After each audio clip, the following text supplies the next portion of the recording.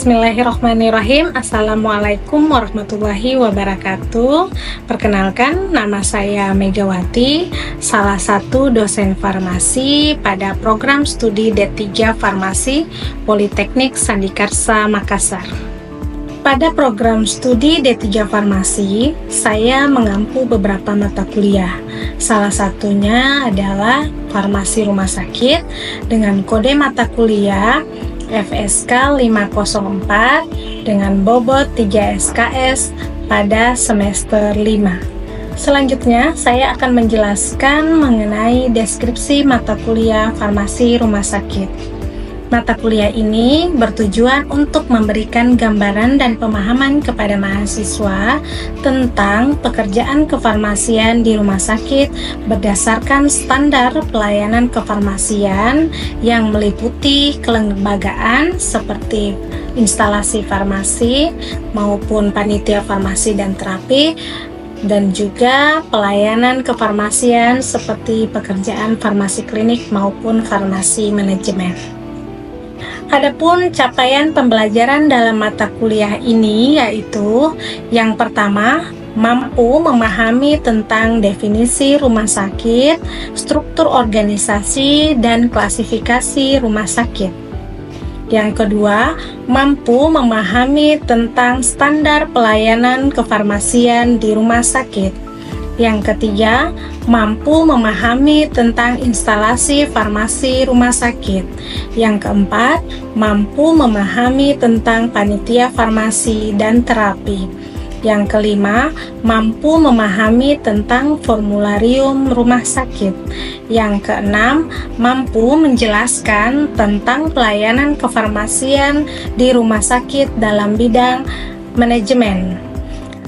Yang ketujuh, mampu menjelaskan tentang pelayanan kefarmasian di rumah sakit dalam bidang farmasi klinik. Yang kedelapan, mampu menjelaskan tentang dagusibu atau dapat gunakan, simpan, dan buang.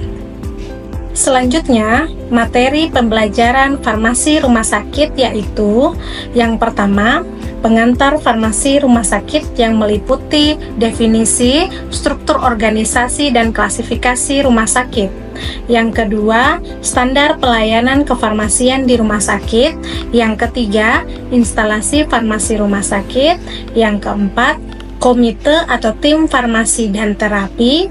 Yang kelima, formularium rumah sakit. Yang keenam, manajemen farmasi rumah sakit. Yang ketujuh, pelayanan farmasi klinik, dan yang kedelapan adalah dagusibu. Semua materi ini akan dibahas dalam 14 kali pertemuan. Metode pembelajaran yang digunakan yaitu ceramah dan diskusi. Materi yang disampaikan kepada mahasiswa dalam bentuk PowerPoint yang dibantu dengan perangkat seperti laptop, proyektor, dan whiteboard. Adapun interaksi yang diberikan yaitu saya memberikan kesempatan dan ruang kepada mahasiswa untuk melakukan tanya jawab mengenai materi yang disampaikan. Dan untuk evaluasi materi mata kuliah dilakukan dengan memberi kuis atau tugas di akhir perkuliahan dan membentuk kelompok mahasiswa untuk melakukan diskusi kelompok.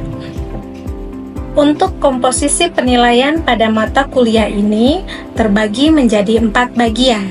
Yang pertama yaitu nilai kehadiran, tidak bernilai kognitif atau angka, namun sebagai syarat untuk mengikuti ujian tengah semester dan ujian akhir semester. Yang kedua adalah nilai tugas, yang ketiga nilai ujian tengah semester, dan yang keempat adalah nilai ujian akhir semester. Beberapa bahan kajian yang digunakan dalam mata kuliah farmasi rumah sakit yaitu yang pertama, Rikomah Setiaeni dengan judul buku Farmasi Rumah Sakit pada tahun 2019. Yang kedua, Musdar Tamzil Azizi DKK dengan judul buku Manajemen Farmasi Rumah Sakit pada tahun 2023. Yang ketiga, Peraturan Menteri Kesehatan Republik Indonesia Nomor 72 Tahun 2016 tentang Standar Pelayanan Kefarmasian di Rumah Sakit, dan beberapa referensi lainnya yang digunakan yang berkaitan dengan mata kuliah ini. Baik, selanjutnya kita akan melihat video saya dalam pengajaran mata kuliah farmasi rumah sakit pada pertemuan ke-9. Bismillahirrahmanirrahim. Assalamualaikum warahmatullahi wabarakatuh. Waalaikumsalam warahmatullahi wabarakatuh. Selamat pagi ya. Pagi. Baik, adik-adik, hari ini kita sudah masuk ke pertemuan ke-9, di mana materinya itu adalah tentang pelayanan kefarmasian di rumah sakit. Ya. Tapi sebelum kita masuk ke materi hari ini, saya sedikit ingin mengulas pengetahuan atau ingatannya adik-adik tentang materi sebelumnya. Ya. Nah, biasanya kalau tidak diingatkan lagi, nanti takutnya tidak nyambung dengan materi selanjutnya. Padahal kan sebenarnya materi itu harusnya bersambung ya. Materi yang minggu lalu masih ingat nggak tentang apa? Masih. Tentang apa? Siapa yang bisa jawab? Oke, silakan. Standar pelayanan kefarmasian. Ya, standar pelayanan kefarmasian di rumah sakit. Kenapa di rumah sakit? Karena mata kuliahnya tentang farmasi rumah sakit ya. Iya. Farmasi rumah sakit. Kenapa tentang rumah sakit? Kenapa mata kuliahnya harus rumah sakit? Karena rumah sakit itu adalah salah satu contoh tempat pekerjaan farmasi, khususnya mungkin di Indonesia, yang paling kompleks, ya, membahas tentang tadi standar pelayanan kefarmasian, ya. Contohnya tempatnya itu adalah di rumah sakit. Di standar pelayanan kefarmasian rumah sakit, materi minggu lalu itu apa saja sih yang dibahas? Instalasi farmasi. Kemudian apa lagi? Farmasi dan terapi. Dan yang lain apa? Formularium rumah sakit. Jadi ada instalasi farmasi rumah sakit, tim farmasi dan terapi, dan ada formularium rumah sakit. Kalau dibandingkan lagi 3 materi itu, 4 sebenarnya tentang standar pelayanan kefarmasian, itu duanya adalah tentang kelembagaan atau posisinya kita sebagai orang farmasi di rumah sakit. Itu tadi yang instalasi farmasi rumah sakit dengan panitia atau tim farmasi dan terapi. Kemudian yang formularium rumah sakit itu adalah produknya, produk yang dihasilkan oleh tenaga kesehatan, khususnya farmasi dengan tenaga kesehatan lain seperti dokter dan perawat, gizi, dan lain sebagainya. Ada yang masih ingat apa itu formularium rumah sakit? Ines, silakan. Ya, jadi formularium rumah sakit itu adalah merupakan buku yang menjadi pedoman dari tenaga kesehatan yang ada di rumah sakit dalam melakukan pelayanan kesehatan. Oke. Tenaga kesehatan siapa saja yang pakai itu? Dokter, kemudian juga perawat, apoteker, PK. Kalau dokter, dia pakainya pada saat apa itu formularium rumah sakit? Ada yang bisa? Sebagian tes? Pada saat memberikan resep kepada pasien. Pada saat menulis ya, saatnya menulis resep ya. Karena yang menulis resep adalah dokter. Oke, selain itu terus kalau perawat atau bidan misalnya, kapan dia harus tahu isi daripada formularium rumah sakit dan kapan dia lakukan? Ada bisa? Kalau untuk perawat biasanya ngapain? Yang memberikan Yang paling sering mungkin memberikannya, kalau memberikannya kita juga termasuk memberikan ya, tapi yang lebih tepatnya mengaplikasikan atau contoh seperti injeksi.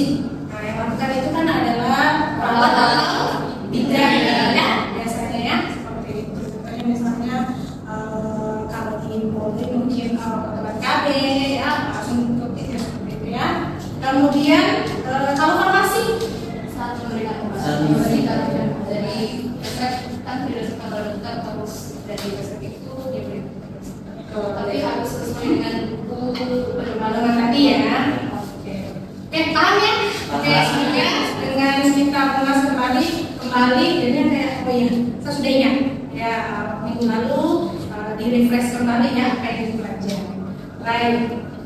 Kalau gitu kita bisa mengangkat ke materi yang hari ini ya, yaitu tentang pelayanan kefarmasian di rumah sakit. Walaupun saya bisa katakan bahwa materi ini sebenarnya adalah inti daripada apa sih yang dikerjakan oleh baik itu apoteker maupun TTK, karena kalian adalah dari farmasi. Jadi kita coba dari sudut pandangnya kalian ya, anggaplah kalian mungkin dari sini mau langsung kerja dan kebetulan dapatnya di rumah sakit. Jadi inilah yang akan kalian lakukan nanti di rumah sakit, pekerjaannya kalian. Jadi harus kalian ingat pekerjaan kefarmasian itu terdiri dari yang namanya pelayanan kefarmasian yang terbagi menjadi dua, yaitu ada farmasi manajemen dengan farmasi klinik. Apa itu? Farmasi manajemen dan farmasi klinik. Kalau dari katanya ada manajemen, berarti kita bagian mengelola, pengelolaan. Apa yang ada di kepala kalian pada saat kalau manajemen mengelola apa? Kalau farmasi, ada bisa? Obat atau sediaan ya, sediaan rasanya ya, ada obat dan kosmetik dan sebagainya. Obat. Kemudian yang kedua, yang kalian pelajari di semester 1 itu ada tuh mata kuliah ini. Alat kesehatan. Terus yang ketiga adalah bahan medis habis pakai. Itu semualah yang dikelola. Nah, kalau kita mengelola itu masuknya ke pekerjaan farmasi bagian manajemen. Ya. Nah, kemudian kalau yang bagian klinik itu apa? Kalau disebut klinik apa yang ada di bagian kalian? Bagian obat. Berarti kita berhubungan langsung dengan pasien. Ya. Obat. Ya, yang paling umum adalah pekerjaan PPK, itu yang paling sering dilakukan minimal di apotek ya. Pada saat kalian ikut apotekan, atau yang lain, makan dan sebagainya, kalian memberikan obat yang sudah di-compounding, kemudian kalian dispensing atau memberikan pasien beserta dengan informasi obat yang harus diberikan. Itu kegiatan klinik, itu kegiatan kecilnya, contoh kecilnya ya. Jadi pelayanan kefarmasian itu terbagi menjadi dua pekerjaan, yaitu pertama adalah manajerial dengan manajemen farmasi, kemudian klinik farmasi atau farmasi klinik ya. Nah ini tadi kalian bisa lihat di situ ada pengelolaan sediaan farmasi. Sediaan farmasi di sini apa saja? Tadi pertama sudah pasti obat, kemudian obat saja itu kan sudah terbagi menjadi beberapa bentuk sediaan. Itu saja sudah kalian kelola, harus berdasarkan misalnya penyimpanan, kemudian alfabetis, apa lagi? Masih ingat ya? Berdasarkan apa misalnya kalau mau disimpan? Selain alfabetis, golongan, kelasik obat ya, dan sebagainya. Kemudian sediaan farmasi yang lain selain obat apa? Selain obat, kemudian ada vitamin dan mineral, kemudian ada juga kosmetika. Contohnya apa? Bedak salisil, bedak yang apa ya sebut mereknya, mas yang dijual oleh KF, itu kan estetik ya, wanita ya, untuk wanita yang pakai ya. Kemudian lotion itu produknya siapa? Kalian dilihat kan lotion, membuat lotion, sampo, nah itu kan produk sediaan farmasi semua. Salon anti akne, kemudian anti beruntusan untuk mengecilkan pori-pori ya. Nah itu semua ya. Atau di kebetulan kerjanya di rumah sakit atau klinik estetik, nah, otomatis produk-produk seperti itu lebih banyak mungkin dibandingkan obat ya, seperti itu. Kemudian alat kesehatan kan kalian sudah ada 100 meter kalau tidak salah, ada matematikanya kan ya. Jadi kalian sudah kenal alat kesehatan ini, kemudian kegunaannya apa ya.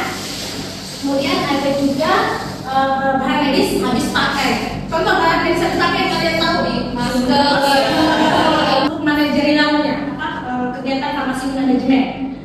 Ada 9 pekerjaan manajemen yang akan dilakukan oleh farmasis, baik itu TTK, apoteker ya, apoteker yang dibantu oleh TTK, itu ya pekerjaan ini. Baik, saya coba jelaskan satu per satu ya. Bagian pemilihan, Apa yang dilakukan pemilihan? Jadi di rumah sakit ataupun di apotek, klinik dan lain sebagainya, pada saat kita mau melaksanakan kegiatan pengelolaan sampai dengan nanti misalnya dikeluarkan obat atau dijual, misalnya kalau kayak apotek komersil, maka yang pertama itu memilih. Memilih itu adalah kegiatan, maksudnya memilih di sini sediaan obat, kosmetikal, alat kesehatan, bahan medis harus pakai yang beredar di mall itu sangat banyak, mereknya dari A sampai Z. Nah, yang kita pilih itu adalah, kalau karena kita bicara tentang farmasi rumah sakit, yang kita pilih adalah yang sudah ada di dalam buku pedoman. Apa namanya? Bukunya tadi? Rumah sakit. Kita memilihnya berdasarkan apa? Berdasarkan kebutuhan. Jadi biasanya itu rumah sakit yang satu dengan rumah sakit di daerah satu dengan daerah lain itu berbeda dia pemilihan obatnya. Selain tadi berdasarkan formularium, tapi juga berdasarkan kebutuhannya dengan untuk konsumsi obat-obat yang digunakan di rumah sakit tersebut. Yang kedua itu berdasarkan epidemiologi atau penyakit apa yang paling sering ada di sekitar rumah sakit tersebut atau pasien yang banyak di cover di rumah sakit. Kemudian yang kedua adalah direncanakan. Rencana itu maksudnya di sini adalah mengenai jumlah, kemudian jenis. Jadi misalnya tadi yang pas pemilihan, oke, saya butuhnya paracetamol, oke, saya butuhnya amoxicillin. Tapi pada saat perencanaan, bentuk sediaan apa saja dari amoxicillin atau paracetamol yang saya mau. Satu, bentuk. Kemudian yang kedua, jumlahnya berapa dari semua item. Itu baru dua. Anggaplah item obat di rumah sakit mungkin ada 1000 item. Jadi dari 1000 itu dibagi lagi bentuk sediaannya ada berapa dan seterusnya. Kemudian yang ketiga, setelah kedua tersebut direncanakan, barulah dilakukan pengadaan. Di sini menyangkut tentang dokumen-dokumen. Kalau kita mau mengadakan obat, maka kita paling sederhananya kalau misalnya di apotek, kalau mau melakukan pengadaan, maka kita harus menyiapkan dokumen apa? Menyiapkan lembar surat pesanan. Ya Marcel, surat pesanan ya, surat pesanan yang dibuat oleh apotekernya atau TPK-nya memesan obat-obat yang akan dia order.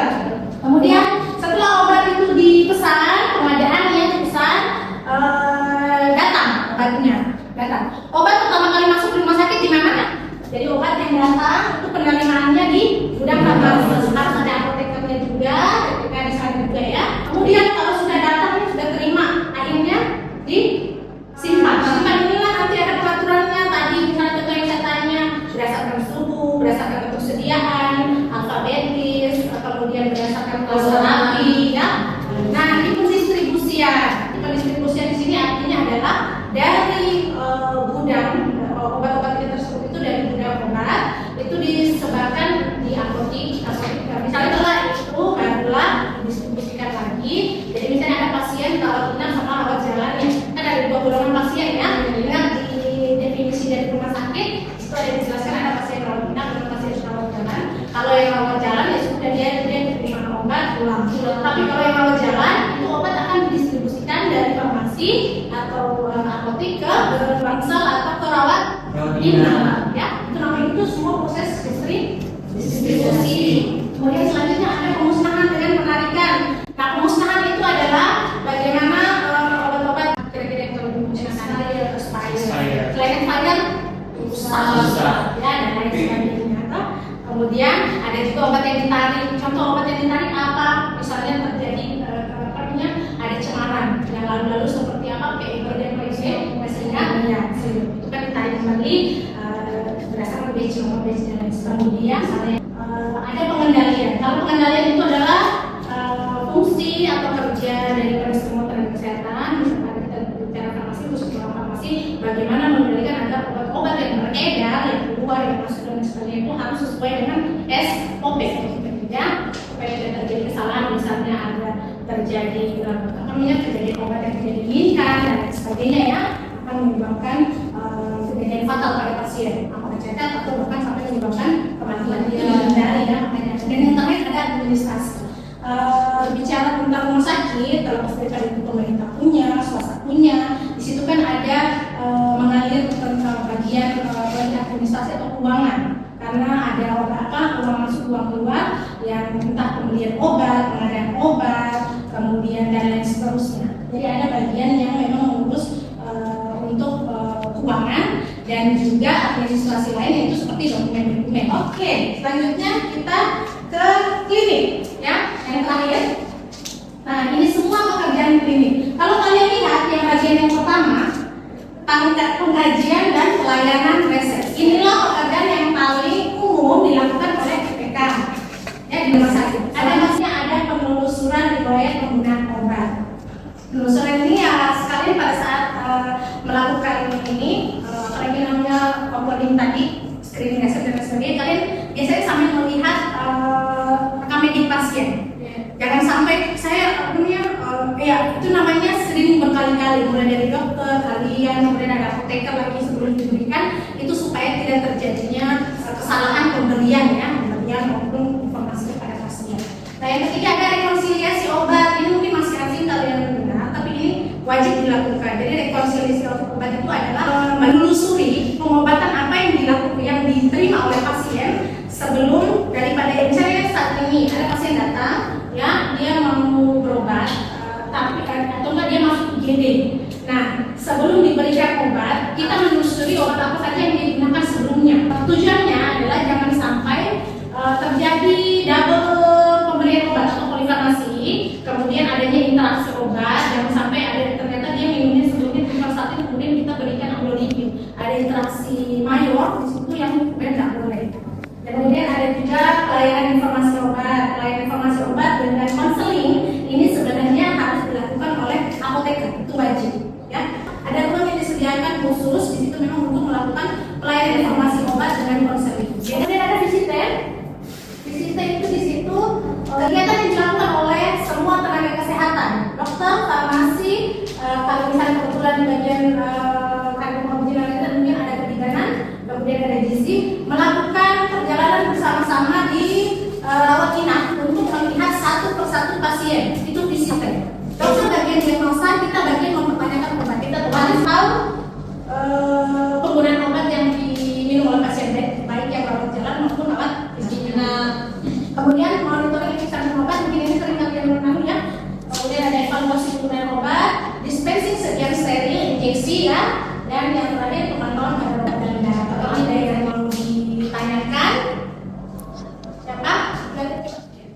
Baik, kan dengan saya tentang apakah farmasi klinik dan manajemen harus dilakukan secara berurut. Oke, jadi di dunia pekerjaan dalam prakteknya, ya, biasanya itu berbeda dengan teori. Semakin kompleks tempat kita melakukan pekerjaan, biasanya justru apa yang bisa dilakukan sekarang itu dilakukan bersama-sama. Jadi tidak ada apakah dispensasi duluan, konseling duluan, misalnya seperti itu, tidak ada. Jadi bisa dilakukan kapanpun, misalnya bahkan setiap hari atau mungkin setiap saat. Kalau di rumah sakit itu resep yang masuk dan yang keluar di hari yang sama itu mungkin bisa lebih daripada 500 resep. Dan itu pula dengan pada saat misalnya ada pekerjaan pelayanan resep dan di saat yang bersama ada pasien yang ingin melakukan bio dan konseling, maka jalannya bersama-sama. Jadi tidak ada tunggu ya Bu, saya lakukan dulu pekerjaan ini baru saya memberikan bio, tidak. Jadi karena pekerjaan pelayanan resep dan kalau di rumah sakit jangan sampai kalian berpikir satu saja apotekernya dan tidak ada dan TTK-nya paling dua seperti yang di apotek luar, ya. Itu kalau di rumah sakit satu apoteker penanggung jawab dan biasanya mungkin 3 atau 4 apoteker pendamping.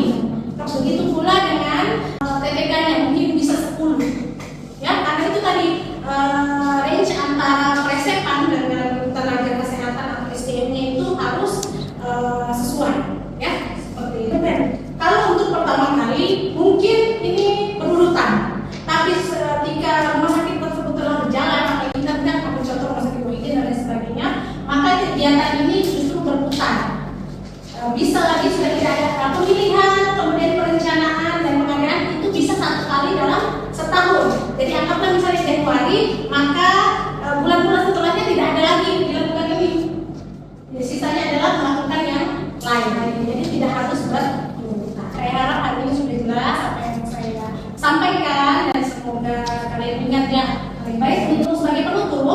hari ini materinya adalah tentang pelayanan kefarmasian di rumah sakit. Yang ingin saya tekankan di sini adalah kalian harus mengingat bahwa pekerjaan farmasi di rumah sakit itu terdiri dari dua, yaitu pelayanan kefarmasian tadi. Yang pertama adalah manajemen farmasi dan yang kedua adalah klinik, boleh, tapi bagian farmasi. Ya, jadi itu hanya kalian maksudnya dua. Nah, yang manajernya ada berapa? Ada 9 tadi. Kalian ingat itu, ingatnya boleh secara berurutan, tapi tadi kembali ada yang bertanya apakah boleh berurutan pada setelah dilakukannya akan menyesuaikan. Ya, kemudian yang klinik tadi kalau kurang lebih ada 11. Ingat poin-poinnya itu dan pahami. Ya, baik ya. Oke, baik. Itu saja yang bisa saya sampaikan pada hari ini. Saya harap kalian mengerti, paham